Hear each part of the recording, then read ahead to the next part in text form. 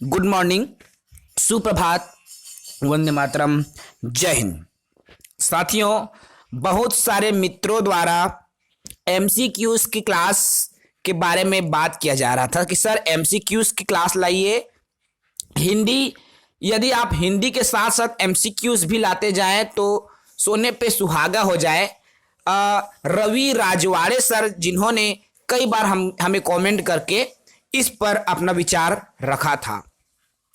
इसीलिए साथियों, अब लगातार हमारा जो हिंदी की क्लासेस चली हैं, सब्जेक्ट वाइज एमसीक्यूज की जो क्लासेस हैं, हम नियमित चलाएंगे। सामाजिक विज्ञान की क्लास हम लेने वाले थे, अति महत्वपूर्ण रामबाण सीरीज की हम क्लासेस चलाने वाले थे, जिसमें प्रीवियस में पूछे गए प्रश्नों को ही लेने वाले थे। लेकिन अभी एमसीक्यू सीरीज को पहले हम देख लेंगे, उसके बाद आपका जैसे ही समय मिलता जाएगा सभी की क्लासेस आती जाएंगी। तो चलिए, आज हम जो एमसीक्यूज लेने जा रहे हैं साथियों, जो स्वर और व्यंजन से जुड़ा हुआ है, ज्यादा आपका क्वेश्चंस नहीं लेंगे, 15 प्रश्न को लेकर चलेंगे प्रतिदिन के हिसाब से। तो आज की जो सीरीज है एमसीक्यू सीरीज स्वर व व्यंजन को लेकर है, ठीक है। तो स्वर व व्यंजन को लेकर ये जो सीरीज चल रही है, जो भी साथी नए होंगे हमारे चैनल से जुड़ेंगे, चैनल को सब्सक्राइब जरूर करेंगे। प्रश्नों को आप पढ़ेंगे, मैं एक ही प्रश्न को आपको शो कराऊंगा, ठीक है। चलिए देखिए, प्रश्न क्रमांक हमारा पहला है जो कि आपके स्क्रीन पर शो हो रहा है। भाषा की सबसे छोटी इकाई है। भाषा की सबसे छोटी इकाई हमने क्लास में ऑलरेडी आप सभी साथियों को बता दिया है। भाषा की सबसे छोटी इकाई क्या है? ए शब्द, बी व्यंजन, सी स्वर, डी वर्ण। जल्दी से इसका जवाब दीजिए साथियों, जल्दी से इसका जवाब दीजिए। चलिए, भाषा की सबसे छोटी इकाई है वर्ण, ठीक है। भाषा की सबसे छोटी इकाई जिसको वर्ण कहते हैं। दूसरा प्रश्न है आपके स्क्रीन पर, वर्णमाला किसे कहते हैं या वर्णमाला कहते हैं? ए शब्द समूह को, बी वर्णों के संकलन को, सी शब्द गणना को, या डी वर्णों के व्यवस्थित समूह को। जल्दी से प्रश्न क्रमांक दूसरा का उत्तर दीजिए। प्रश्न क्रमांक दूसरा, वर्णमाला कहते हैं तो किसको वर्णमाला कहेंगे? 4 विकल्प आपको स्क्रीन पर शो हो रहा है, इनका उत्तर आपको इन चारों में से देना पड़ेगा। जी हाँ, जल्दी से आंसर दे दीजिए। चलिए हम इसका आंसर बता देते हैं। दूसरे का जो उत्तर हो जाएगा साथियों, इसका भी उत्तर होगा डी, वर्णों के व्यवस्थित समूह को ही वर्णमाला कहते हैं, ठीक है। वर्णों के व्यवस्थित जो समूह है उसको ही वर्णमाला कहते हैं। चलिए अगले प्रश्न की तरफ हम बढ़े। प्रश्न क्रमांक तीसरा, जो कि आपका रेलवे की परीक्षा में पूछा गया प्रश्न है। जी हाँ, प्रश्न क्रमांक 3 देखिए। निम्न में से कंठ ध्वनियां कौन सी है? जो कंठ से निकलने वाली ध्वनियां हैं उनकी बात की जा रही है साथियों। ए क ख, बी यरा, सी चज, या डी टणा। जल्दी से इसका उत्तर दीजिए। रेलवे में पूछा जा चुका है, 1997 में पूछा जा चुका है रेलवे के एग्जाम में। प्रश्न क्रमांक 3 है, कंठ ध्वनियां कौन सी है?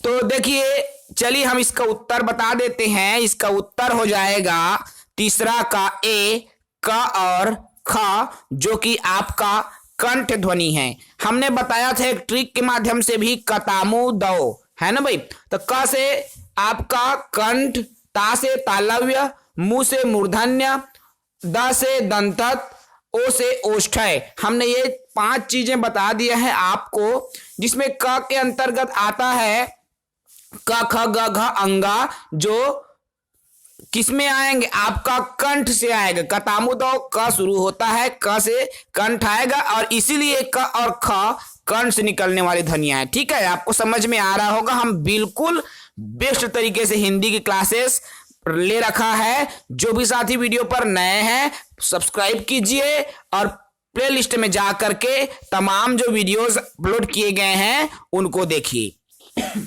चलिए, प्रश्न चौथा है हमारा, प्रश्न क्रमांक 4 है। देखिए, यह भी रेलवे की परीक्षा में पूछा जा चुका है। स्थान के आधार पर बताइए कि मूर्धन्य व्यंजन कौन से है। मूर्धन्य व्यंजन कौन से है, जल्दी से बताएंगे।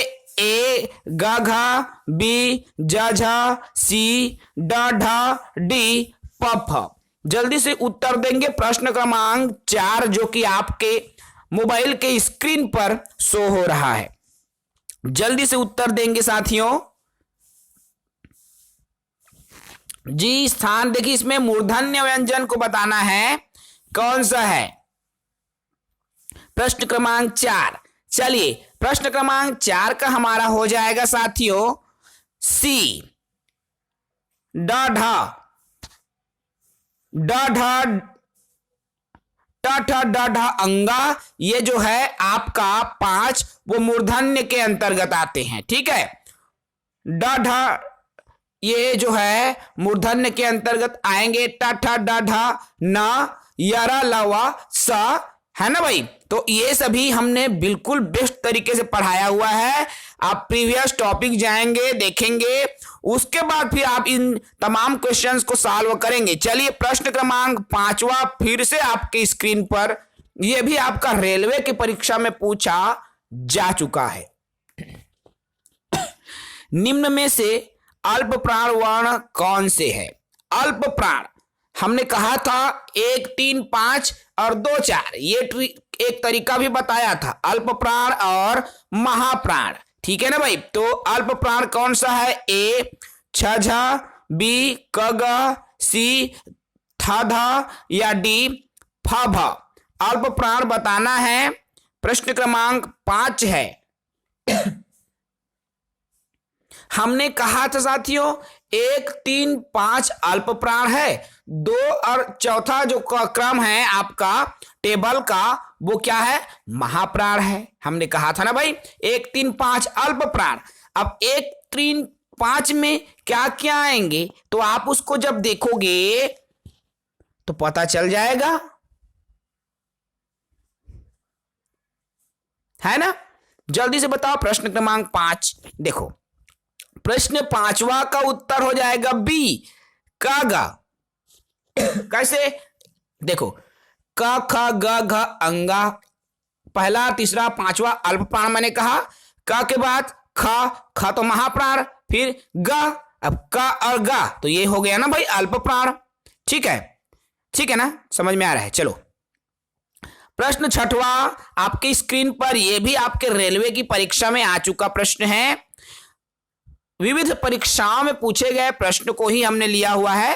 अब निम्न में से नासिक व्यंजन कौन सा है। नासिक की बात यहां पर हो रही है। ठीक है, तो जल्दी से बताएंगे। ए सा, बी या, सी ग, डी जा। नासिक व्यंजन कौन सा है। प्रश्न क्रमांक 6वां है, जो नाक के उपयोग के आधार पर, नाक के उपयोग से बोला जाने वाला व्यंजन। ठीक है ना, तो जल्दी से बताएंगे। एक चीज और याद रखना, जब आपको ना इस तरह के प्रश्न मिलते हैं स्वर व्यंजन से जुड़ा हुआ, ठीक है, तो आपको करना क्या है साथियों, उसको आप ना उच्चारण करके देखना। आपके नाक से निकल रहा है, मुंह से निकल रहा है, जीभ से निकल रहा है, कहां से वो निकल रहा है। जैसे स में क्या नाक का उपयोग हो रहा है, नहीं, ये तो आएगा ही नहीं, है ना भाई। जैसे बी, इया इया इया, नाक को बंद ऐसे पकड़ कर देखो, इया मतलब नाक से, नाक में झनझनाहट है, मतलब ये क्या है, नाक से उत्पन्न हो रहा है इया। और ग देखो, ग नाक से नहीं हो रहा है। ज ये भी नाक से नहीं हो रहा है, लेकिन जब इया बोलोगे तो नाक में बहुत ज्यादा झनझनाहट है, मतलब क्या है, जो इया शब्द है ये नाक से उत्पन्न हो रहा है। तो 6वां का उत्तर क्या हो जाएगा, बी इया, बहुत ज्यादा, है ना भाई, तो नाक से उत्पन्न हो रहा है। समझ में आ रहा है। चलिए, प्रश्न 6 हो गया। प्रश्न क्रमांक सातवां देखेंगे, ये भी आपका रेलवे की परीक्षा में आ चुका प्रश्न है। सातवां प्रश्न क्या कहता है, ए वर्ण क्या कहलाते हैं? ए वर्ण क्या कहलाते हैं, इसका जवाब आप सभी साथियों को देना है। देखिए, ए नासिक्य, बी मूर्धन्य, सी ओष्ठ्य या डी कंठ तालव्य। ए वर्ण क्या कहलाते हैं? जल्दी से आप सभी साथी इसका उत्तर देंगे। ये जो प्रश्न क्रमांक 7 है, इसका उत्तर जल्दी से साथियों आप सभी देंगे, हम इंतजार कर रहे हैं। सातवां प्रश्न, चलिए सातवां देखिए, ए नासिक के नाक का तो इसमें उपयोग हुआ ही नहीं ना। अन्य देखते हैं इसी में, बी मूर्धन्य, ए ये भी नहीं आएगी,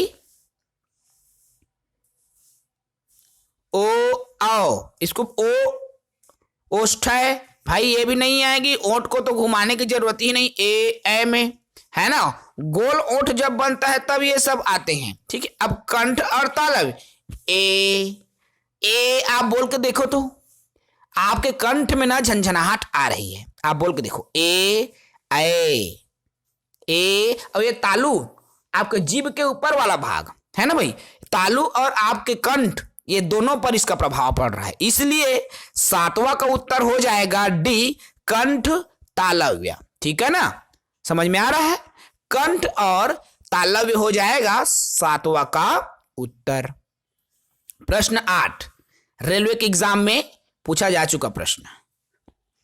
देखो 8वां प्रश्न क्या है, हिंदी वर्णमाला में अयोगवाह वर्ण कौन से है? अयोगवाह, ठीक है ना, हमने इसको भी बता दिया है साथियों। हिंदी वर्णमाला में अयोगवाह वर्ण कौन सा है, इसको आपको बताना है। ऑप्शन भी आपको दिखाई दे रहा है स्क्रीन पर, चलिए हम इसको थोड़ा छोटा कर देंगे। देखिए, ए आ बी ई सी उ या डी अंग आह। ठीक है, प्रश्न 8वां है, जल्दी से उत्तर देंगे प्रश्न क्रमांक 8 का, जल्दी से उत्तर देंगे साथियों। क्या हो सकता है अयोगवाह? तो अयोगवाह का उत्तर जल्दी से सभी साथी देंगे। सभी चीजें हमने पढ़ाने का प्रयास किया हुआ है, ठीक है, आप सभी पढ़े हुए हैं साथियों, तो बिल्कुल यदि आप अच्छे से सोचेंगे समझेंगे तो इनका जो उत्तर है आपको मिल ही जाएगा। ठीक है, आपको इन तमाम प्रश्नों के जो उत्तर है ना वो आसानी से हो जाएंगे, आपके दिमाग में आ जाएंगे, मिल जाएंगे। चलिए प्रश्न क्रमांक 8 थोड़ा कठिन है तो हम आपको बता देते हैं। अयोगवाह, हमने कहा था ना जो वर्णों की संख्या है 11 और 13 बोलते हैं ना, तो उसी में जो अंग और आहा वर्ण क्या होता है आपको अयोगवाह वर्ण कहलाता है, अंग और आहा। हमने कहा था, इस बात को हमने बताया था जब स्वर पढ़ाया, तो सबसे शुरू में आपको मिलेगा स्वर के सबसे शुरू क्लास, तो डी इसका उत्तर हो जाएगा। बहुत सरल है, ठीक है। रेलवे में तो आ चुका है ये प्रश्न, टीजीटी अर्थात ये शिक्षक परीक्षा में भी पूछा गया है साथियों, ट्रेंड ग्रेजुएट टीचर शिक्षक भर्ती परीक्षा में भी ये जो प्रश्न है आपका आ चुका है। आपको बिल्कुल इस प्रश्न को अच्छे से कर लेना है ताकि आप चूको नहीं ऐसे प्रश्नों को। कभी ये मत समझें कि जो लेवल है बहुत हार्ड है, ऐसे ही लेवल रहते हैं भाई एग्जाम में, स्वर और व्यंजन में। इसके अलावा कैसे प्रश्न बनाएंगे आप खुद सोच लो, ऐसे ही तो प्रश्न बनेंगे ना। तो चलिए अभी प्रश्न 8वां देख लिए। प्रश्न क्रमांक 9, प्रश्न क्रमांक 9 देखिए, निम्न में बताइए कि किस शब्द में द्वितत्व व्यंजन है। अब द्वितत्व व्यंजन क्या है? द्वितत्व व्यंजन अब इसको देखो, ए पुनः, बी इलाहाबाद, सी दिल्ली या डी उत्साह। प्रश्न 9, ये हमारे सिलेबस में नहीं था, ठीक है, इसका उत्तर हो जाएगा सी दिल्ली। देखिए ये हमने नहीं पढ़ाया द्वितत्व को, और ऐसे क्वेश्चंस अभी तक के आए भी नहीं हैं अपने स्टेट लेवल में, ठीक है, इसलिए हम इन प्रश्नों को स्किप कर देते हैं। प्रश्न क्रमांक 10वां देखिए, ये प्रश्न आपके दृष्टिकोण से उचित है, ठीक है। संघर्षी व्यंजन भी हमने स्पर्श संघर्षी सभी बता दिए हैं। तो देखो प्रश्न 10 है, स ह कौन से व्यंजन कहलाते हैं। ये लगातार कई बार हमारे छत्तीसगढ़ सीजी टेट की परीक्षा में भी आया है और अन्य एग्जाम्स में भी आए हैं ये प्रश्न। जल्दी से इसका उत्तर देंगे। स कौन से व्यंजन है। ए प्रकंपी, बी स्पर्शी, सी संघर्षी और डी स्पर्श संघर्षी। प्रश्न क्रमांक 10 जल्दी से उत्तर देंगे। हम इंतजार कर रहे हैं, बहुत ही सरल प्रश्न है साथियों, रेलवे की परीक्षा में आ चुका प्रश्न है, तो जल्दी से उत्तर दे दीजिए। इसका सीजी में भी आ चुके प्रश्न हैं। चलिए स कौन से व्यंजन है। बहुत सरल है भाई ये प्रश्न, तो सी संघर्षी व्यंजन के अंतर्गत आएंगे। संघर्षी व्यंजन के अंतर्गत आएंगे, ठीक है। चलो प्रश्न क्रमांक 11वां देखो। प्रश्न 11 क्या है। निम्नांकित में से बताइए कि नवीन विकसित ध्वनियां कौन सी है। अब नवीन विकसित ध्वनियां बताना है ना, नए नए जो ध्वनियां विकसित होती है ना, नवीन विकसित ध्वनियां तो क्या है। ए खग, बी उ, सी ऐ औ या डी स। 11वां प्रश्न है, जल्दी से इसका उत्तर देंगे। नवीन विकसित ध्वनियां, इसका जो उत्तर हो जाएगा ए, 11 का ए खग। ये भी आपसे जुड़े हुए प्रश्न नहीं है, ठीक है, क्योंकि इतना हम ये सब चीजें ज्यादा कुछ बताए नहीं है, लेकिन ऐसे प्रश्न अगर आ गए ना तो आप याद रखेंगे, ठीक है साथियों। चलिए प्रश्न क्रमांक 12वां, लेकिन इस तरह का ज्यादा ये नहीं पूछते। 12वां प्रश्न देखो। निम्न में से कौन सा घोष वर्ण है। यह भी हमने बताया है, सघोष और अघोष, ठीक है। निम्न में से कौन सा घोष वर्ण है। जल्दी से उत्तर देंगे। ए ख बी च सी म डी ठ। 12वां प्रश्न 12वां है घोष शब्द। तो 12वां प्रश्न को जल्दी से बताएंगे। घोष शब्द क्या है। चलिए ये आपको टेबल जो बना रहता है ना उनसे आपको मिलेंगे अच्छे से, ठीक है। तो देखिए 12वां का जो उत्तर हो जाएगा सी माँ। ये जो माँ है वो घोष शब्द की श्रेणी में आता है, ठीक है साथियों। चलिए 12वां के बाद में हमारा प्रश्न क्रमांक 13 है। प्रश्न क्रमांक 13 देखिए, ये बीएड के एग्जाम में पूछा जा चुका प्रश्न है, ठीक है ना। बीएड की परीक्षा में किसी न किसी राज्य में आया होगा, पता नहीं है, लेकिन आ चुका है। देखो प्रश्न 13 है, कौन सा अमानक वर्ण है। कौन सा अमानक वर्ण है ये बताना है। ए ख बी ध सी भ डी म। 13 प्रश्न जल्दी से बताएंगे। अमानक, तो अमानक ये भा भी नहीं है ना, ये भा नहीं है, ये भा जैसा बना दिया है, ऊपर में ऐसा निकाल दिया है। भा तो ये डी वाला है, तो अमानक भाई ये अमानक, ये तो कोड़ोम बोड़ोम लग रहा है ना, कुछ पता ही नहीं चल रहा है, तो सी ही इसका अमानक हो जाएगा, है ना। ठीक, चलो प्रश्न क्रमांक 14 देख लो। 14 प्रश्न है, क ग ज फ ध्वनियां किसकी है? क ग ज फ ध्वनियां किसकी है? ए संस्कृत की, बी अरबी फारसी की, सी अंग्रेजी की, या डी दक्षिणी भाषाओं की? जल्दी से उत्तर दे दीजिए प्रश्न क्रमांक 14 का। देखो साथियों, प्रश्न क्रमांक 14 देखकर आपको लगेगा कि सर आपने तो ये नहीं पढ़ाया है, लगेगा ना भाई। लेकिन आप प्रश्न को ध्यान से देखो। जी हां, ध्यान से देखो।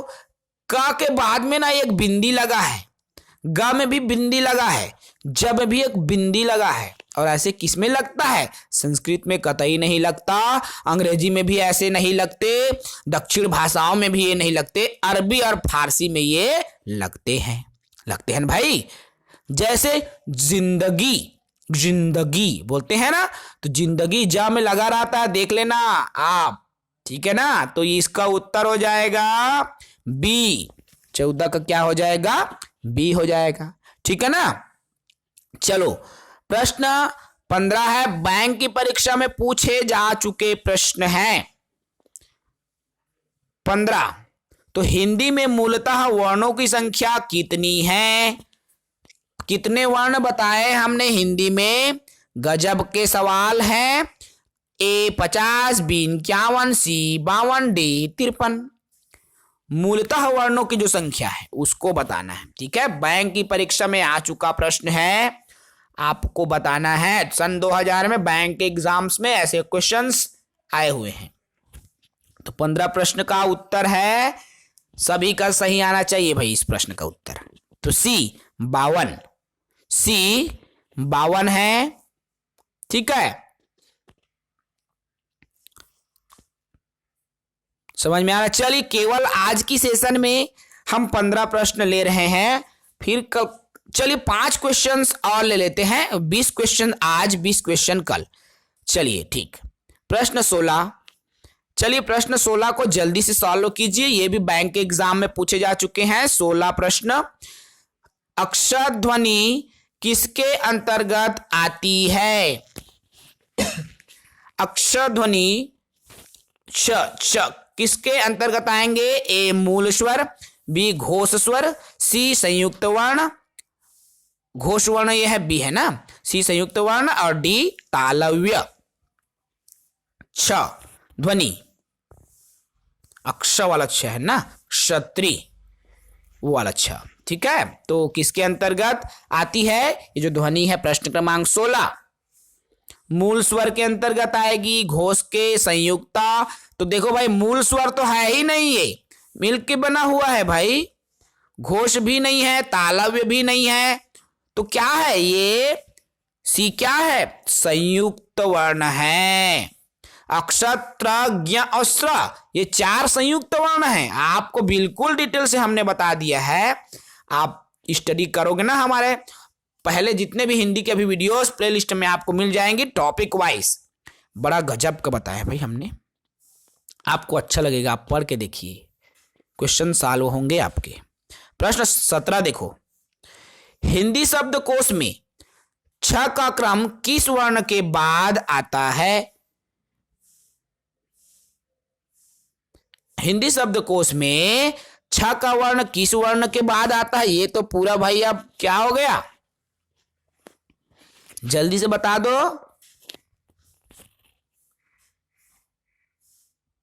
शब्दकोश में छ का क्रम किस वर्ण के बाद आता है?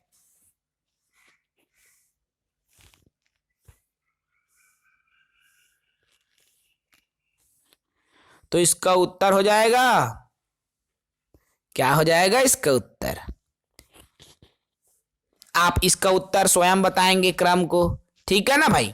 क्रम इसका आप स्वयं बताएंगे, क्या हो जाएगा हम इसको छोड़ेंगे, अभी एसआई परीक्षा में आ चुके प्रश्न हैं, ठीक है।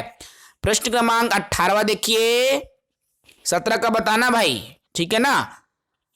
छ वर्ण किन वर्णों के संयोग से बना है? जो ज्ञ है, सॉरी, ज्ञ वर्ण किन वर्णों के संयोग से बना है? ये भी संयुक्त है ना। अब किन के संयुक्त है ये, उसको भी आप देख लो। ए जया बी आधा जधन्या, सी जधंधा या डी जधन्य। 18वां प्रश्न क्रमांक 18वां है, जल्दी से उत्तर दीजिए भाई इसका, जल्दी से, हम इंतजार कर रहे हैं साथियों। 18वां का उत्तर दीजिए जी। चलिए बी इसका उत्तर हो जाएगा 18वां का, जधन्या से मिलकर बना हुआ है। ठीक है, आधा ज जैसा नीचे में हलन दिख रहा है ना, बी, तो बी से बना है, याद रखना इसको। अघोष वर्ण कौन सा है? प्रश्न 19 बैंक की परीक्षा में पूछे जा चुके हैं। अघोष वर्ण ए आ बी जा सी हा डी सा, अघोष वर्ण प्रश्न क्रमांक 19 है। तो क्या है अघोष? इसका उत्तर हो जाएगा डी स। ठीक है, स आएगा इसका उत्तर, बैंक में पूछा जा चुका है।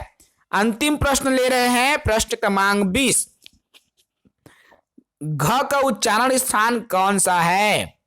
अब यहां पर बताना है घ का उच्चारण स्थान, ए मूर्धा, बी कंठ, सी तालु या डी दंत। घ का उच्चारण स्थान, जल्दी से उत्तर दीजिए। तो घ, तो क ख ग घ अंगा, घ आपके पहले नंबर में तो आ गया भाई, क ख ग घ अंगा। अब किस में आता है? क तामू दाओ, है ना, क के अंतर्गत आ गया, क तामू दाओ बोलते हैं ना। तो क से कंठ, तो कंठ ही तो आएगा ना बी, 20 का उत्तर हो जाएगा बी, हो जाएगा ना भाई। बहुत ही सरल है, तरीके भी सरल, बनाने का अंदाज भी सरल। तो याद रखना, जब प्रश्न ऐसे आएंगे स्वर व्यंजन से पढ़ के देखना है, उच्चारण करके देखना है, मेरे द्वारा जो बनाया गया ट्रिक्स है उसको लगा के देखना है। यदि आप इन नियमों को फॉलो कर लिए तो आपके इन जो टॉपिक से जुड़ा कुछ भी प्रश्न आएंगे तो आप आसानी से उसको सॉल्व कर लेंगे। तो साथियों, कल फिर से इसी टॉपिक से 20 एमसीक्यूज और लेंगे, फिर अगले टॉपिक 40 एमसीक्यूज आपको मिलेंगे टॉपिक से। ठीक है, तो टोटल आप काउंट कीजिए, पेन कॉपी से रेगुलर आप ना पेन कॉपी लेकर बैठे, कितना आपका सही हुआ आप ऐड करते जाएं, और लास्ट में हमें कमेंट में बताना जरूर कि सर मेरे 20 में इतना प्रश्न सही हुआ। तब तो हमें लगेगा भाई कि हम जो पढ़ा रहे हैं उनका लाभ आपको मिला या मिल रहा है। ठीक है, तो चलिए आज की सेशन समाप्त करते हैं। जो भी साथी नए थे सब्सक्राइब कर लेंगे, अपने मित्रों तक शेयर जरूर करें। जय हिंद।